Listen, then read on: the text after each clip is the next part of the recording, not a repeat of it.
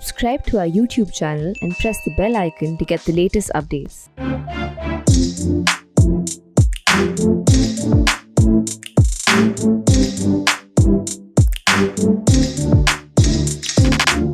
Well, in times of corona pandemic, social distancing is the key word.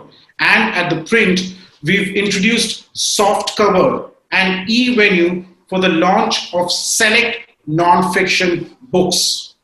And today, when the Indian Army is much in news, we have a special book that is being launched. And the book is published by the Western Publications, the Western Books. And the book that I'm talking about is The Indian Army Reminiscences, Reforms and Romance, written by Lieutenant General H.S. Panag. But before we go further, I have a wrapped book of General Panag here, and what I'll do is I'll go ahead and unwrap it for the viewers.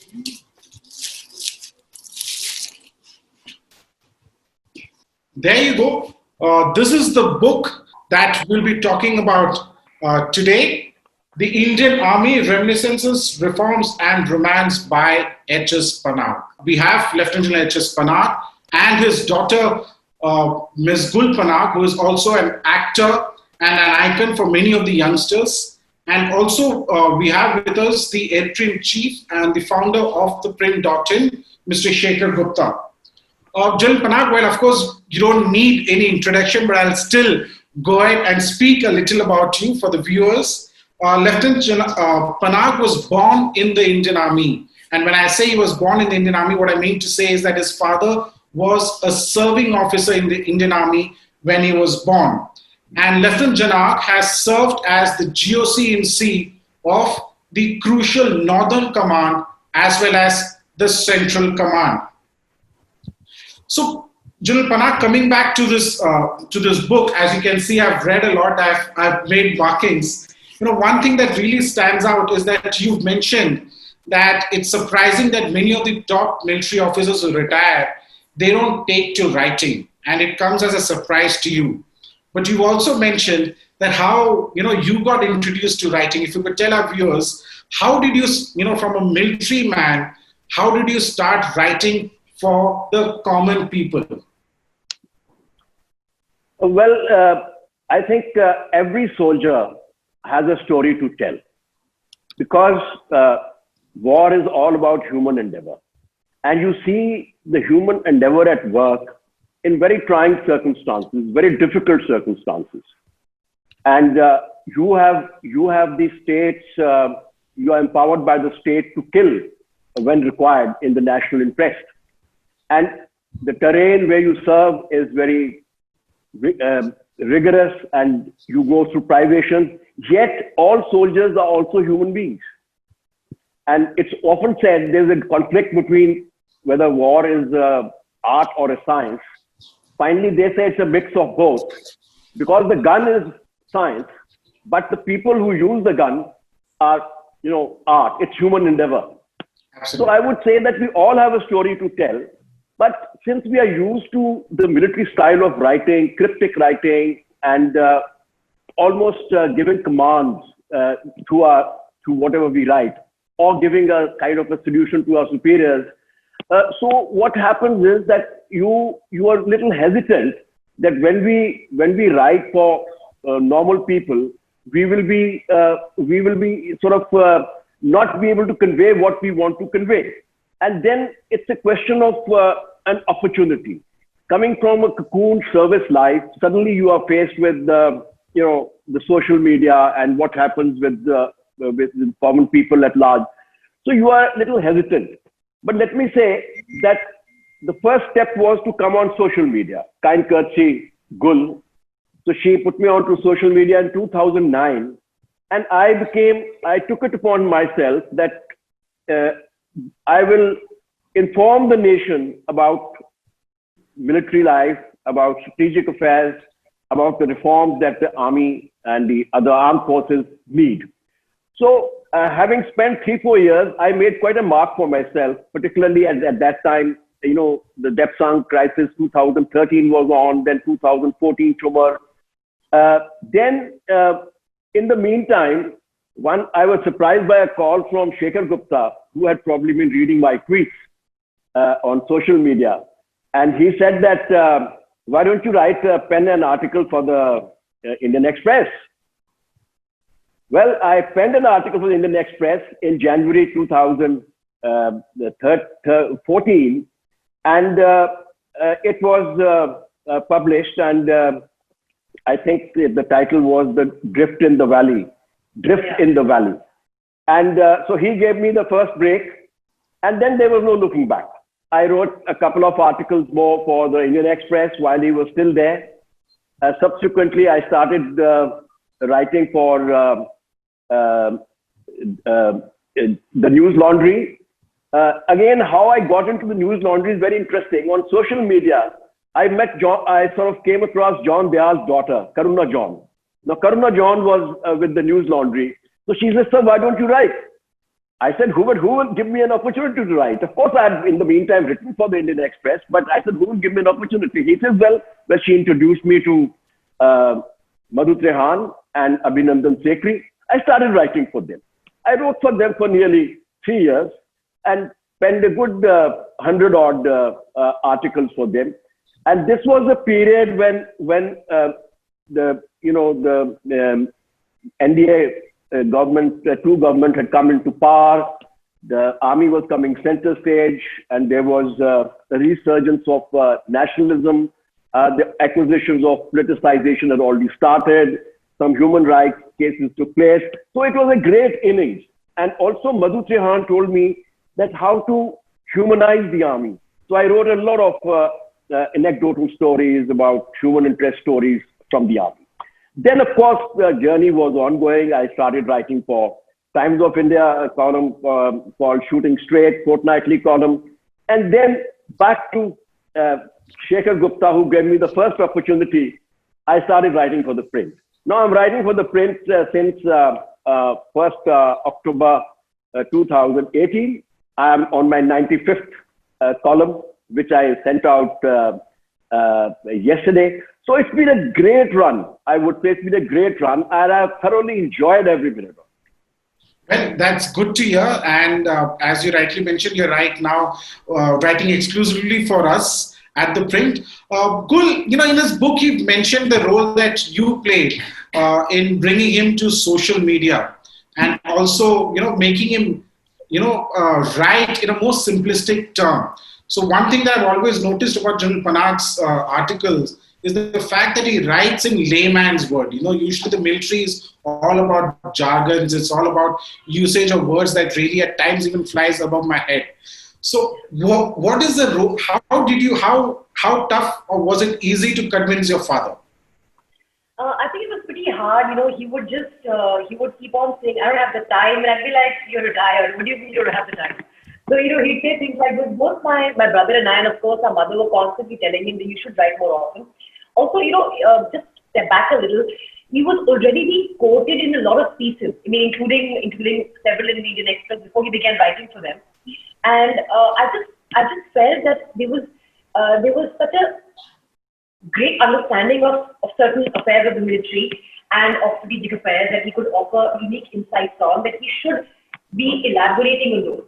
And on so many instances, of course, he formally picked up the pen to start writing, when Shekhar asked him to write a couple of pieces. The Drift in the Valley was the piece that Dad also referred to. It's actually, his input formed the backbone of so many strategic pieces. Pieces were being written by various journalists at that time.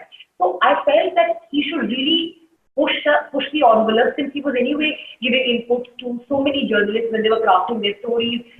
Every single journalist and analyst worth his pen back in the day was anyway reaching out to my father, either to me, or by the there came a time when he was directly accessible to them on Twitter.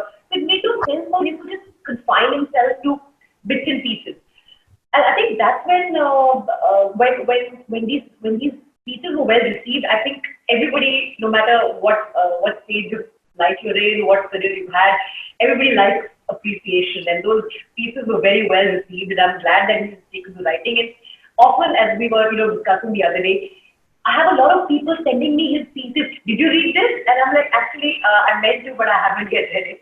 But the reach of his pieces is so far and wide because he simplifies strategic affairs, he simplifies military matters in a manner that is actually of interest to the layperson.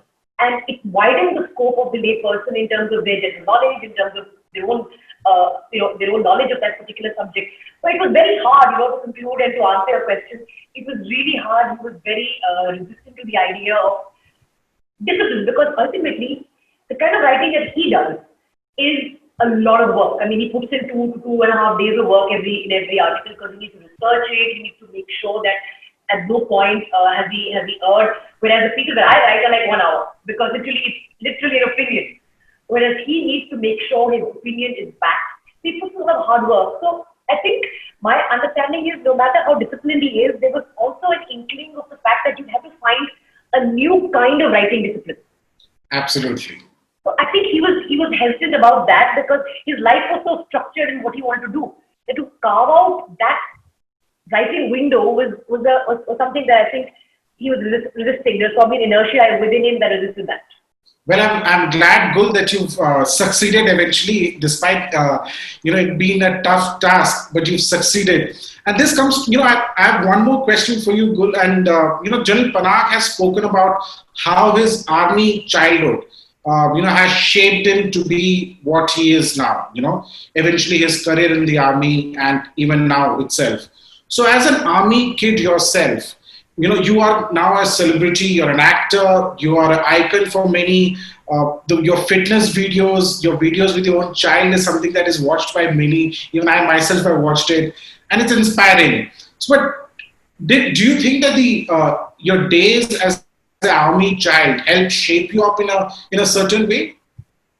Absolutely, there's no two ways about that. I think the person that I am today and the person that I'm going to keep growing into as I grow older is always going to be shaped by the upbringing I had in the armed forces. And as Dad said earlier, the armed forces comprise of ordinary men who are then put through a system which makes them do things in extraordinary circumstances. And they in turn provide leadership role models to their families and to the community. And like his father was his role model for him, and he's been for Shebir and for me. I think, and that's not just the case in our family. I think if you were to speak with other army brats, which is incidentally an acronym for being relocated all the time, as opposed to being bratish, they would probably have the same sentiment. It's because their fathers, be it in the Air Force, be it in the Navy or the Army, are ordinary men who have been through a system which has polished them to the extent that they perform extraordinary tasks.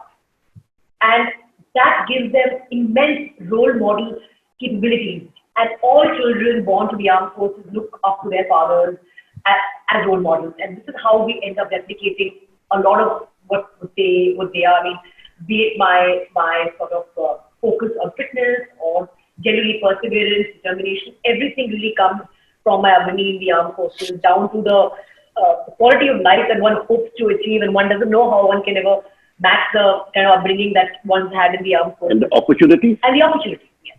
And one doesn't know how one can provide that to one's own child today, really. They could not have been a better upbringing that I could have had. I mean, I can say that now since I'm in midlife, but really, I think everything that I am today is shaped by my father and his towering sort of impact on me and presence because of him standing for everything that we read about in textbooks. So I never had to look outside my house for a role model. And for him, always teaching by example. I don't think my father taught me a single thing that he hasn't done himself. It's always by example, whether it's the way you must conduct yourself, whether it's the way you must communicate as an effective communicator, whether it's the very, very clear lines of right and wrong in terms of propriety, ethics, and honesty. Everything is being taught by example. He never taught me a thing that he didn't do himself. General Panag, as your daughter just mentioned that, your views helped shape her. And, when you write, you've written on a number of issues, concerning the Indian Army. Now, coming to this book, one of the initial the chapters that you've written on is on human rights. And you've mentioned two particular incidents which come to light. One is, of course, regarding the human shield. It had become very controversial. And in another chapter, you mentioned about how the then Indian Army Chief General Rawat was wrong in giving the commendation card to Major Gogoi even when the court of inquiry was on. And I like to read out from the book. This comes at a time when there is a lot of media coverage. The army is out there in public, and you've mentioned you've written that suddenly the armed forces, the CAPF and the police, who were questioned by the media and the public for inefficiency in conduct of operations and brushing human rights violation of the carpet, have been justified and can do no wrong. So we are at a particular situation where, General Panag, you yourself at times have spoken out on social media and in your articles and questioned army on certain things, but then immediately labeled as anti-national. So in this today's day and age, isn't it more crucial for the forces, for the forces to be critiqued from a point of view, because at the end of the day, it's important from a critical point of view. But how does one escape this anti-national tag? One is very hesitant now. So how do you do it? You see, the armed forces are the nation's instrument of last resort. The nation has absolute monopoly over violence, to be used in national interest internally and externally. And army is the instrument of last resort. So if this instrument then has to work as per our system, our constitution, and it becomes as accountable as any other institution that is there in the country. And all the more reason because it's the last resort. If this instrument falters in any manner in its conduct, if its conduct raises suspicion, it violates the law of the land, then I'm afraid that it doesn't remain an effective instrument. Sooner or later, the problem will start creeping in and start affecting the army. Now, in every country, the armies, the armed forces are put on a pedestal. That is because being the instrument of last resort, particularly for external threats and also internal threats, people look up to the armed forces. And here are people who are willing to sacrifice their lives for the country. It's one thing to say that we all are ready, but they are the ones who actually go and do it. So this sort of love and affection and to be held in high esteem is natural for the citizen. But when you sort of start identifying the armed forces with all facets of national life, with everything and anything that happens, and you quote the armed forces, and especially if there are ongoing insurgencies where there are aberrations where army commits at times soldiers do commit wrongs, which have to be dealt with as per the military law and the law of the land.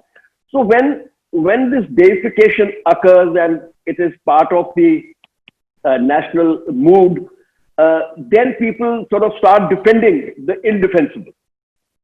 This is exactly what happened in Major Gogoi's case. And I think I stood out almost single-handedly out of the veteran community to say that, no, it is wrong. In fact, I made a remark that this image of tying a soldier on the jeep will haunt the Indian Army and the nation for all time to come. It was as kind of a benchmark as the image of that girl in Vietnam, who came under a napalm attack, and she's stark naked on the road with her arm flayed. And we all know her story. It's that kind of an image. An army which was following the rule of law, and it was conducting modern insurgency campaigns in the Northeast, then subsequently Jammu and Kashmir.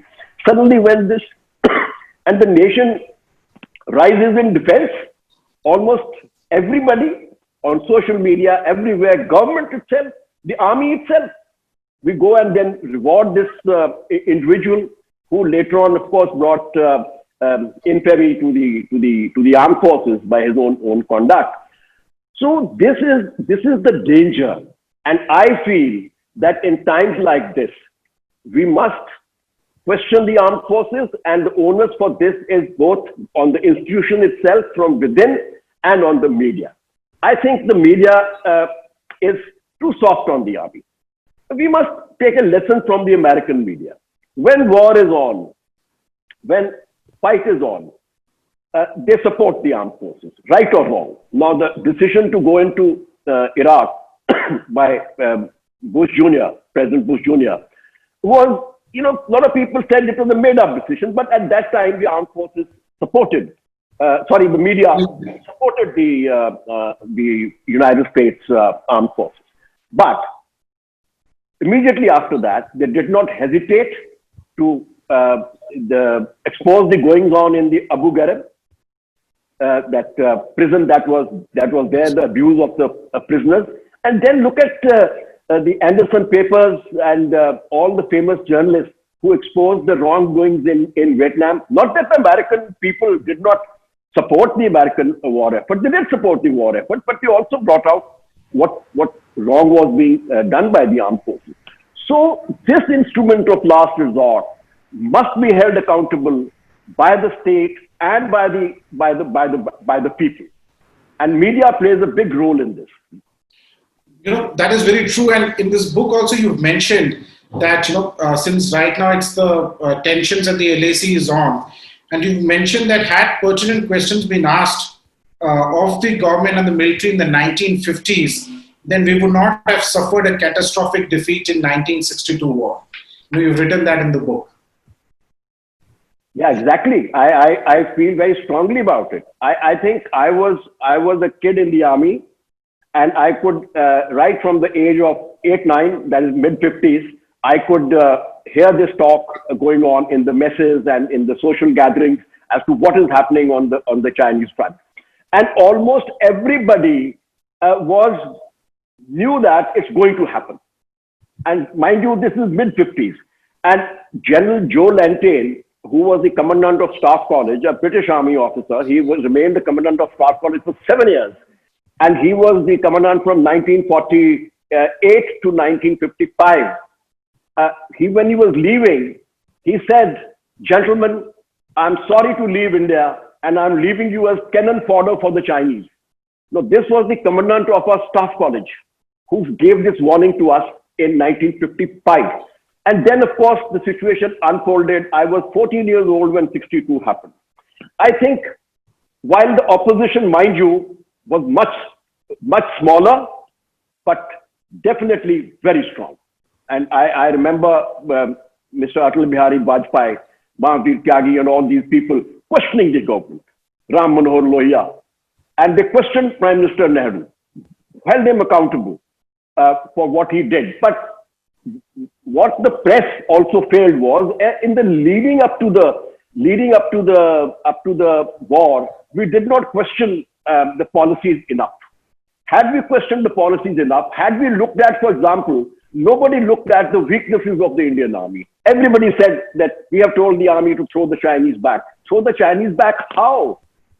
And in the sense that the army was so weak, it had not been modernized, it had not equipped properly. And then obviously in General Joe Lantane's words came true, we were cannon fodder for the Chinese in 1962. Now, here again, even now, what we have failed to realize is that while it is not 62, surely, Indian army is much bigger, we are much stronger, and we can hold our own. But we haven't realized that the Chinese army, where it has reached, the reforms it has carried out, and the modernization it has undertaken.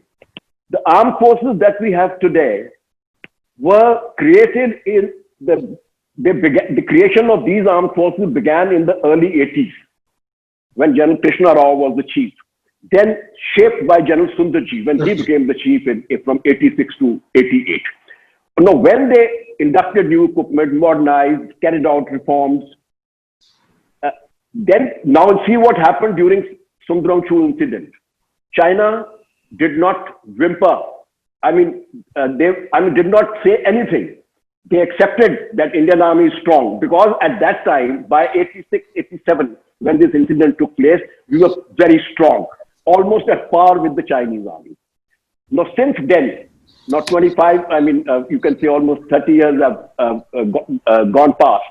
And no modernization, no reforms. We peaked sometimes by late 90s, but no reforms thereafter.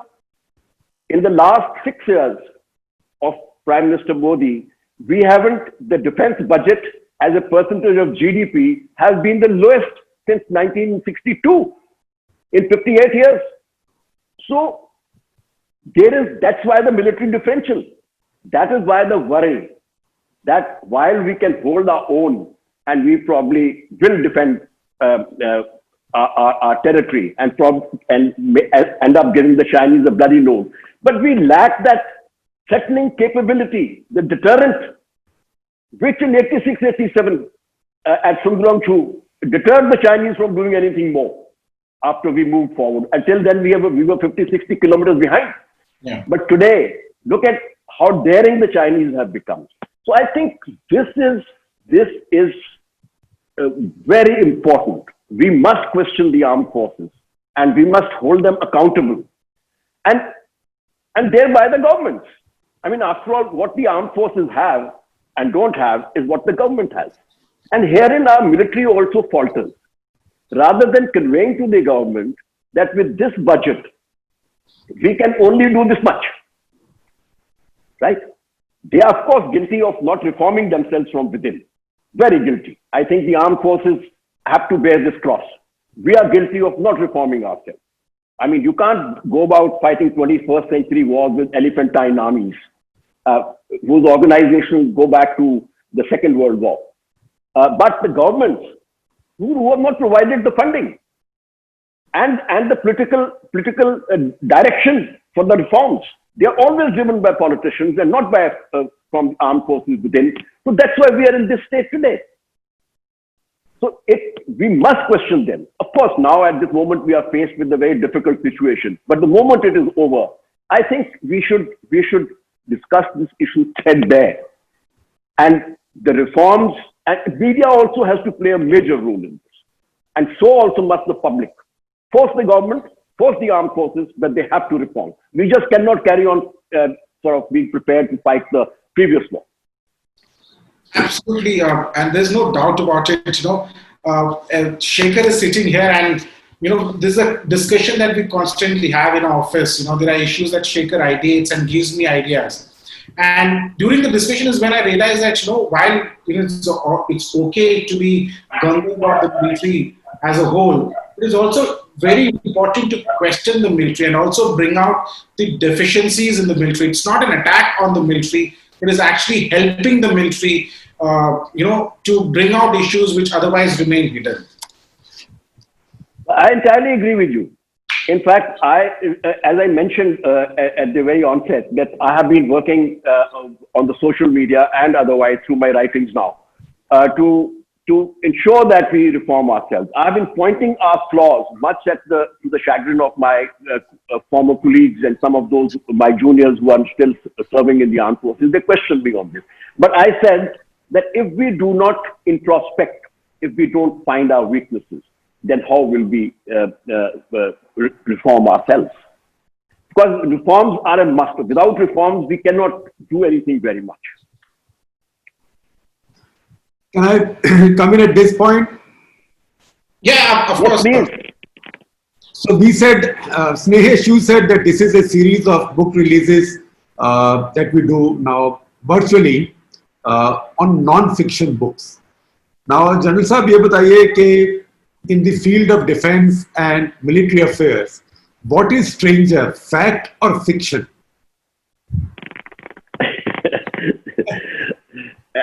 Actually, let me put it this way, that logically, military should be based on facts, and whatever, military should be an open book. And a lot of modern armies have work towards this. And they have made their rules and regulations, modified them, and made the armies very accountable. So whatever the armies say, do, and all are generally based on I would say on facts.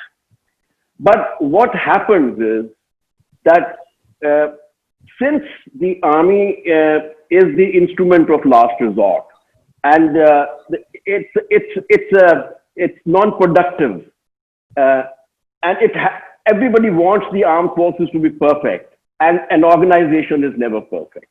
So when I talk of fiction, it is like this, that in large number of things, the military itself starts lying, and it starts exaggerating their capabilities. It starts hiding its wrongs. It starts right from the bottom, and it's a trend that needs to be arrested. In a lot of other armies, they have started using the word ethical assessment. Ethical assessment of a unit, ethical assessment of leadership, ethical assessment of our capabilities. Why? Because they recognize that this myth that prevails about our ability. I mean, I'm now talking about the fiction part. And then when debacles take place, rather than accepting that this is how it has happened and learning lessons from it and accept it, that, okay, when things have gone wrong, after all, Europe almost capitulated. The entire Europe capitulated except Great Britain. But they said, we will fight everywhere. This is what has happened, but now we will recover. They recovered.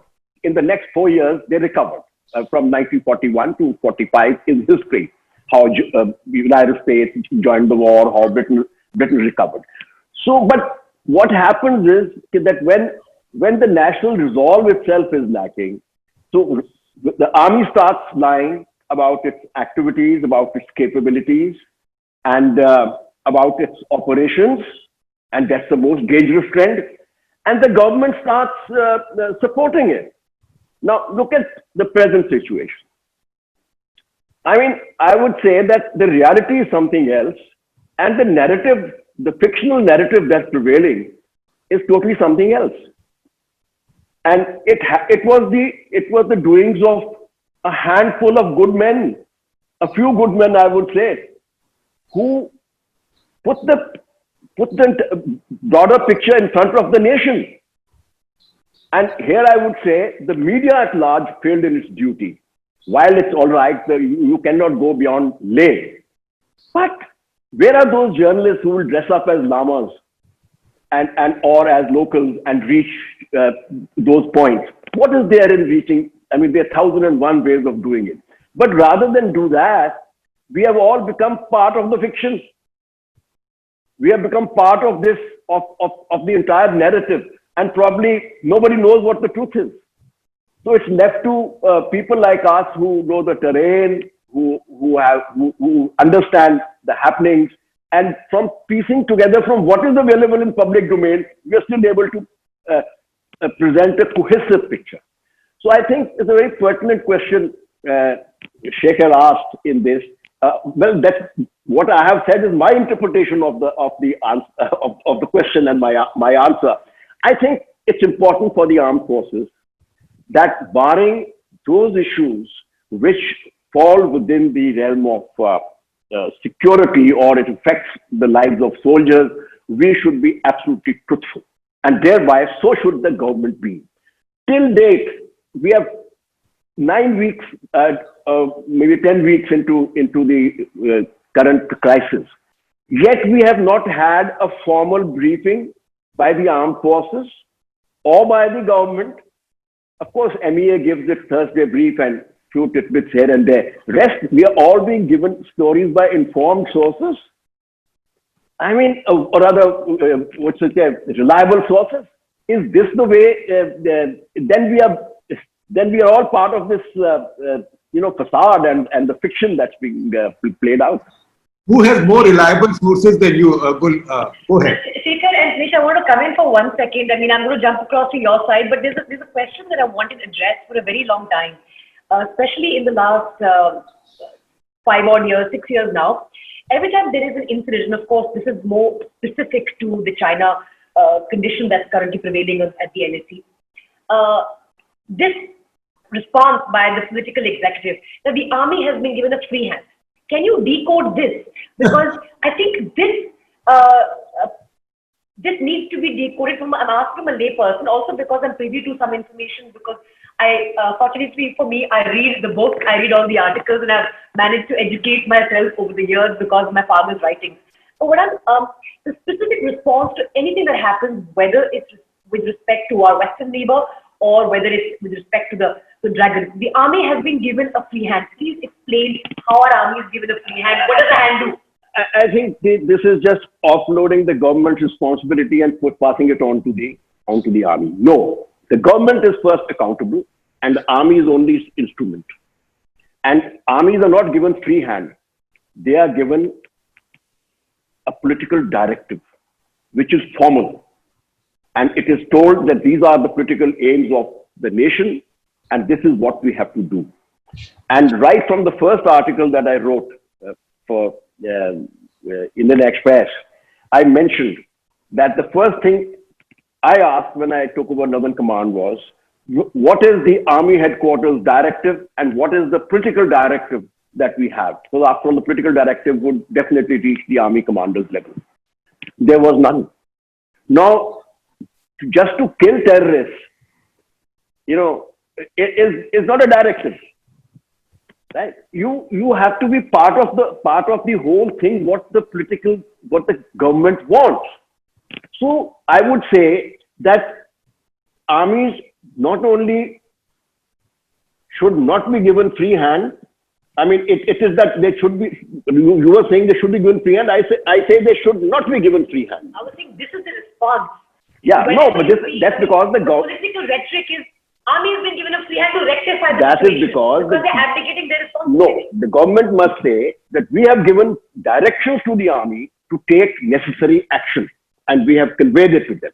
That is our political aim, what we want them to do, not a free hand. So when the political rhetoric across levels says that to ameliorate the situation, to fix the situation, to mitigate the situation, we are given the army a free hand. So what you're essentially saying because the army is not supposed to have a free hand. So what you're essentially, if I were to read between the lines, what you are not saying is that they're abdicating the responsibility from that particular the solution to that problem, and it's being left to the army to figure it out.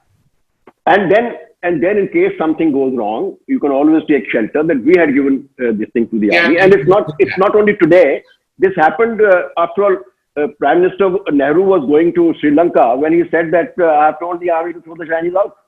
And when the armed forces, I mean, General Palazzo records in his book War in the High Himalayas, he says when we asked the MOD to give us the directive, I think Mr. Lal was the Joint Secretary. He later on became the Defense Secretary. He gave them a 5 or 6 line directive, which said that army can take necessary action as it deems fit. Word to that. Yes, I think the mythology came up post 62 because see the way the history was written, it was written in a way that politicians took a lot more of the blame, and the army, the blame stayed with a couple of generals who obviously had done funny things. But otherwise, the armed forces were given a passage. And this was the hakikatization of our discourse, which is that armed forces were not given a free hand. The Chinese kept on creeping up. Something like that happened in Galwan in 1962. The Chinese kept creeping up without firing, what Mao had called armed coexistence. So I think that is where it came in from. But I agree that this has led to, this becomes one more headline to assuage public opinion for the government. Yes. And don't worry, now we've given the army a free hand. So, and I agree with General Panag that free hand is still within the directives of the political leadership and what needs to be done. So the question I'm asking you is, you said that everybody is relying on reliable sources now. I know that nobody has more reliable sources than you. So what is your sense of the state of play in Ladakh now? I think, while China has whatever actions it has done, they are tactical on the ground, but Chinese intent is strategic. I think while the overall intent of China is to ensure its hegemony over India and make India play the younger brother kind of a role, that is of course the backdrop. But Chinese are very sensitive to threats to Aksai and the other areas that they have taken earlier, which we consider that they are ours, but Chinese consider that they are part and parcel of the greater China. And they are very concerned about it. Even in 62, there were two main reasons. When you see the discussions of the Politburo, which have been, which were available through CIA documents and other researchers who have now pieced the whole thing together. The 1962 Politburo discussions, the two reasons that they cited were, one was, of course, that India wants Tibet to get freedom and it wants to usurp Tibet, in fact, they would say. And second is that through the forward policy, I'm talking of the second part of the forward policy, that is about 1960 onwards, that we are trying to now gain more Chinese territory. And they are already occupied some, and now they're trying to more, and they're threatening more territory. This was the main theme in the Politburo discussions of the Chinese Communist Party. So our infrastructure that was being developed to Daulat Beg only, and then also to Hot Springs and Gogra, and from where we were heading towards Konkala. Now, DBO is the western approach to Aksai, and Konkala is the southern approach. And there's one small thing which most people which nobody has brought out so far, and probably even within the army, few may know this, that from the area of Hot Springs and Gogra Post, there are two routes. One route goes to the east, that goes to Konkala, and Konkala on to Lanakla, which is almost the edge of the eastern edge of the Aksai. And there's another route that goes from Hot Springs northwards. This route, because the LAC makes a loop, this route goes to the source of the Galwan River. So what people have not realized is that in 1962, when we established the post in the Galwan River, it was 80 kilometers upstream, and the route that we took was from Hot Springs. So from Hot Springs, we approached the Galwan River source and little below it, and that's where our post was. In fact, we actually went and established our post in 62 behind the Chinese. That is Samsung Liang as it's. Yes, that place. So the Chinese are extremely sensitive to Galwan. And because Galwan is another access, the direct access to Aksai is from DBO and from Galwan.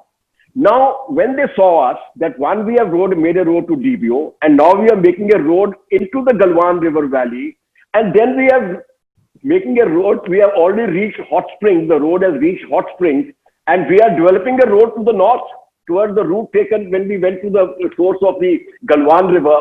Then what is the end result? That we'll threaten the Galwan River deployment of the Chinese. We'll once again get behind them. And then the whole of Galwan Valley will eventually be taken by India. So this part has not been really highlighted by most people. So this threat to the Galwan River Valley itself, from two directions, Hot Springs as well as from the confluence with the Shok River, and the threat to Aksai is the main trigger for the Chinese to take these actions. And by taking these actions and putting us in a awkward position, in the sense that by cutting us, even if they are 5 kilometers away, the DBO road, it cannot be used in operations. Because if Chinese just have to get on the heights on top, even in their own side of the LAC, they can observe the road and they'll destroy the bridges, etc., using their PGMs and what have you. So the road is a goner in any case. And then DBO sector has got inherent weakness. It is the lines of communications are too much. And there's no point saying that we have an airfield there, because the airfield is just 15, 20 kilometers from the LAC. It is in the direct artillery range. It will be rendered useless even on the very first day of the operation. It will not be functional anymore. Like what happened to the Chushul airfield, the moment the hot war started there in November. So this, and then Pangong Tso. Why Pangong Tso? Because Pangong Tso is again this whole area that is between the hot springs, the Changchenmo River and the Pangong as it turned northwards. It has been usurped by the Chinese. It is linked to the southern approach to the Aksai Strait. From Sirijap, if you go to Kurnak Fort, there's another route that goes up towards Hot Springs area. So this safeguards this part of their area. So this is the reason, the threat we are posing. So if you want now, we have deployed, gone into our deployment. And I have highlighted in one of my articles that our main defenses actually we were going by the heights. And this area, most of these areas were not strongly defended because they are indefensible actually in terms of terrain. But since the Chinese have come, and we were talking in terms of a large scale operations. So we had to fill the void. So we have also gone forward and put ourselves down there. So I think if a compromise has to be struck, I have given this in my last article, that if we create a series of buffer zones, and we should not worry too much that we have lost this much or this much. I think a series of buffer zones in these sensitive places where neither the Chinese can enter nor we can enter, and through negotiations, we can make it sound reasonable. It should not be that the entire buffer zone is on our side. We can have part of the buffer zone on their side. Make the buffer zone bigger. So with this, we can still diffuse the situation, which is in the interests of, I think, both the countries. Neither India nor China can afford a war at this stage. But it must also end in marking of the LAC, demarcation of the LAC. If that is not done, then Chinese will be back again. And last but not the least, I think we should issue threats, or we should make statements about recovering our lost territories, etc., only when we have created the desired capability. If we have not created the desired capability, we should not issue threats, especially to a large neighbor. Because issuing a threat to a large neighbor like that without the capability is no different from Nehru in 1962 saying, I have told the army to throw them out. Exactly. I think I mentioned that point, that while we are not in 62, but China, look where China has gone. 62, yes. In 62, India's economy was bigger than China's, in fact. Absolutely. And in 86, 87, that's why I made that a benchmark time. Indian Army had carried out a lot of modernization. It had reformed. We had inducted a lot of air transport and everything. And more reforms were on way. Even at that time, the Chinese GDP was only marginally higher than us. Yes, sir. And in fact, armies were equal in 86, 87. In fact, this is... sorry. Yes, please. This is something that is not usually remembered, but 87, 88 is the highest India's defense budget has ever risen as a percentage of GDP. So 87, 88, it was 4.21% of GDP. So it crossed the Lakshman Rekha of 4%. And absolutely, like I mentioned, that what the Indian Army, we peaked by about 2000. And it was all due to the budgeting that was done in the 80s. Right. And so much maligned as the Congress is, but the credit for this, I think, goes to Indira Gandhi to begin with, and then to Rajiv Gandhi. Yes, although it consumed him, the Bofors and Type 209 submarines. Yes, of course. But it was that buying frenzy of that period, because even the Mirage 2000s, Bofors, T-72s, anything you use today in a war was ordered then. Absolutely. Oh, so before the time runs out, continuing with this whole China, what is happening at the LAC in your book, you've mentioned that when India always had a mixed kind of a policy, a diplomatic and a military, a mixture of both when it came to China. But you've written that, but things changed in 2014 when Prime Minister Narendra Modi came to power. While it generally sustained this policy, Modi adopted a tougher stance with respect to border incidents.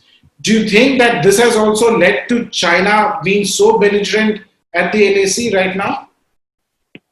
I think what used to be the approach earlier and the last, actually the earlier not very many major incidents happened after 86, 87. See, after 86, 87, when the Sungrong-Chu incident took place, after that till 2013, nothing much happened. And it was 2013 Depsang.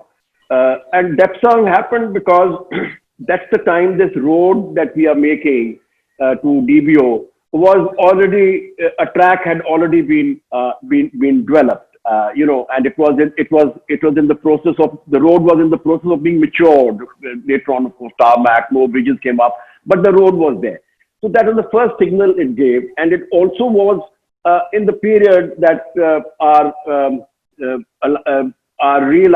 reshaping of our foreign policy had taken place in terms of, our tilt towards the United States. But the thrust of the Congress government was more towards that let's negotiate quickly and let's try to resolve the issue. So they refrained from making belligerent statements. They refrained. But when Mr. Modi came to power, one was that he certainly gave an impetus to infrastructure and aggressively. So this, while earlier we would have refrained from making the lateral roads to the LAC from the main arteries, that was given up, and we started aggressively making the roads, and particularly in the southern approach to Aksai Chin from Konkala area and Hot Springs Gogra Post area. So that was definitely this government's big push. Second was that at 2014 when they came to Chumar, we, instead of just facing off and trying to diffuse the situation, we also went around and almost went to their flanks and behind the Chinese. So putting them ill at ease. That means we were aggressive in the area of Chumar. Then in Doklam, we were definitely more aggressive, and we took a very strong point, and certain amount of mobilization was done, and forces were moved to Sikkim, etc. And we were heading for a kind of a. We said that we are ready for a confrontation. So this definitely Mr. Modi had taken a tougher stance, but I think the flaw that in us, you can take a tough stance, but you should have first carried out a kind of, now I'll repeat the term I use, ethical assessment of your capability. I think here the military, also by saying that we are ready for 2 fronts, 2.5 fronts, we'll do this, was not honest to itself. I think no military is ready for a 2-front war simultaneously. Not even America could conduct the war simultaneously in Afghanistan and Iraq. That's why one or the other suffered because of that. Just a second. We are having a. 2 minutes. So we were on this issue of that you must take a strong stand, no harm done. But I think an ethical assessment of your own capabilities was not done by us. And the military failed in its responsibility to tell the government that this is the reality. And that is why we were talking of facts and fictions also earlier. The military leadership failed to tell the government that this is what we lack. And the last but not the least, when you go aggressive on your border infrastructure, then you must deploy forces to ensure that you are there. As I mentioned in my articles, that the distance between our main defenses as they existed to the LAC, the distance from Lukum, where the main defenses are, to Sonkala is 100 kilometers. So now when the Chinese came and did something there, we had to rush forces there. Similarly, we had no permanent deployment of the army in Pangong Tso. So if you were aggressively developing the border infrastructure, the onus was on us to ensure that we had gone forward and deployed. And I think we will end up doing that, because once this crisis ends, instead of holding the area with one division, we will have to hold it with two divisions, at least, and fill the voids that exist between our original defenses on impregnable terrain and this vast distances that are separate these defenses from the others. So are you then hoping that or suggesting that this crisis will lead to an ethical assessment of our real capabilities? I think it should. It should. Because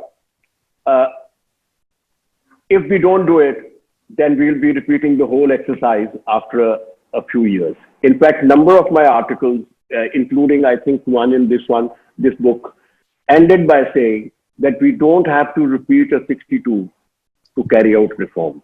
That's right. And similarly, I think it will go on and we'll say we don't have to repeat a 2020 crisis to carry out reforms.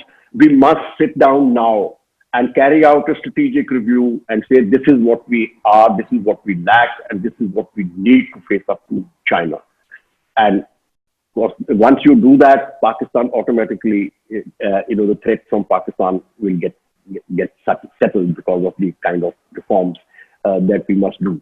And if we don't do it, then I am afraid that we will be somewhat in a similar situation a few years down the line. Well, and if I go back to 62, we suffered in 62, but because of our suffering in 62, we made the Pakistanis suffer in 65, and then we made the Chinese suffer in 67, because it's that awakening that happened after 62, and the rise of Y.B. Chavan as defense minister and all the cleaning up of the armed forces.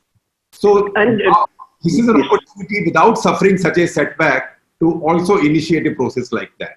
Absolutely. I think, this whole 62 was so, when I also got commissioned in 68, 62 was looming large over all of us. And everywhere the discussion would be around 62, what happened there. It was part of our psyche. And what has happened over the years is that everybody started again believing what Nehru used to believe, that Chinese actually won't do anything. And diplomacy will take care of China. Our trade is too big. This is very big. So while we give a generic talk that China is our main threat, because obvious reasons that it's a bigger power. But we really did not do it in terms of military, because we felt that it will not materialize. It won't happen.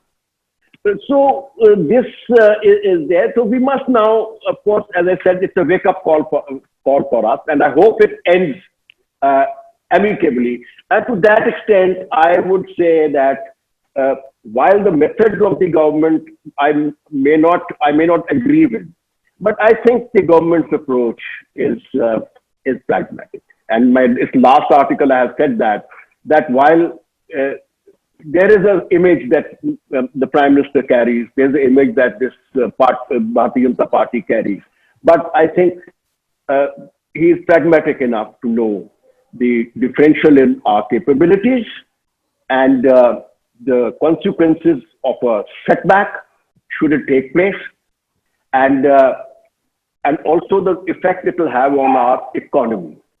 And to that extent, all this rhetoric now, of which both sides are part of now, including the nationalists and the so-called anti-nationalists, are also part of the same narrative. Okay, let's give China a bloody nose. And even I also say it at times, but I think we need to be pragmatic. And moment we simply cannot afford a limited war. We simply cannot afford a limited war. So to that And we have to. sorry, sir. Take a- To that extent, you would think that the government has been prudent in being non-escalatory. Yes, the government has been prudent in non-escalation, but I think where I disagree with the government's approach is that there's no need to tell a falsehood, or no need to obfuscate. If they have come to finger four, say so. Heavens won't fall. No calamity has happened. It is something that we can always take back from the Chinese. And for the time being, if we can settle up through diplomacy, I think it's still the best solution. But after that, as we discussed earlier, we must carry out an ethical assessment of our capabilities, and we must initiate reforms.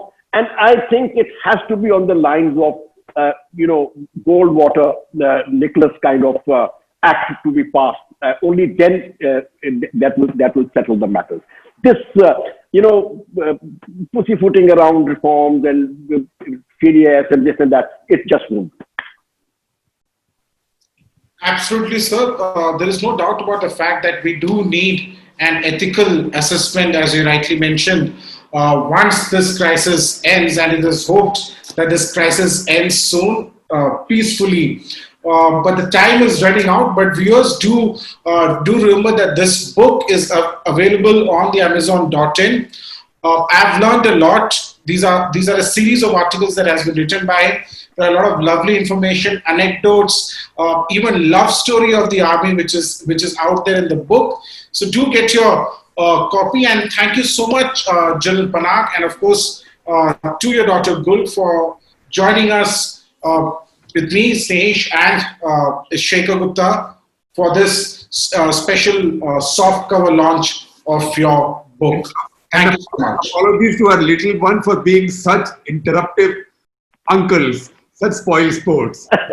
Snehesh, thank you very much. And Shekhar, a personal thanks to you for having found the time to come specifically for this book launch. I'm honored. Any time spent with you, one learns a lot. So thank you very much for being there.